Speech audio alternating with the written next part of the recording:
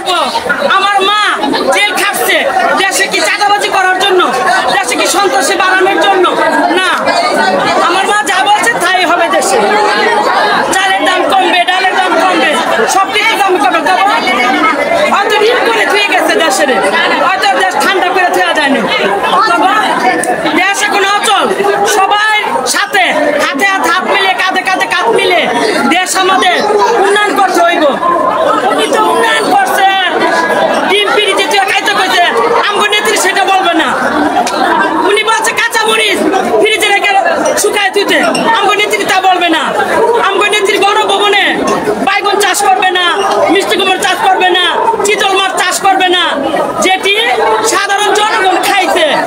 জানুয়ারি 5 তারিখে জনগণের হাতে তার সুন্দর সফল গণভবন জনগণের হাতে দোষিত হয়েছে। গণভবনের কিছু ভাগে পাইছেন কিনা আপনি? না, শেখ হাসিনার জিনিস যদি এই হাতটা ধরি, এটা ধানের শীষের হাত, এটা অপবিত্র হয়ে যাইব। তার জন্য ওর জিনিসের উপরে এটা আমার রক্তে, সাধারণ জনগণের রক্তে চোষা টাকার গণভবন, সেটা আমরা কেন হানবো? আমরা জনগণের গণভবন জনগণকে ফিরে দিব। আর দেশ স্বাধীন সবাই করছে, তাহলে এটা ছাত্রদের অধিকার। এটা জননেত্রী বলছে শেখ হাসিনা যে আমি পালাই নাই, সে তো কোথায় গেল? সে কোথায় গেল?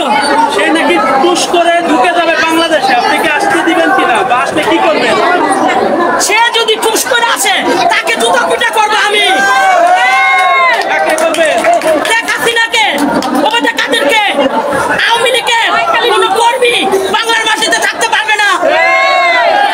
এমনকি শেখ হাসিনা দেখতে চান না? না, ওর জন্য আমি 100 আর কেউ লাগবে না। আসলে কি করবেন? আরে ওই যেভাবে ছাত্র গণমাটি দিতে, ওরা সেভাবে গণমাটি দিব।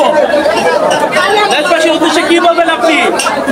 দেশবাসীর উদ্দেশ্যে একটাই, দেশ যেভাবে সুন্দর চলে, দেশের দাম মনে করেন যেটা থাকে সেটাই থাকবে। দেশ সবার উপরে, দেশ বাংলাদেশ, আমার দেশ বাংলাদেশ। সাজিস না, শুধু সাজিস নাই নাকি ছাত্ররাই নাকি 7 দিনে দেশ স্বাধীন করছে? আসলে আমরা সকল জনগণ মিলা, ছাত্ররা মিলা, সবাই মিলে আমরা দেশ স্বাধীন করছি। তবে ছাত্র লীগ না, কুত্তা লীগ না, ওরা স্বাধীন করে নাই, ওরা দেশের জ্বালাই দিচ্ছে। পুলিশ লীগ না, আজকে কোথায় পুলিশ?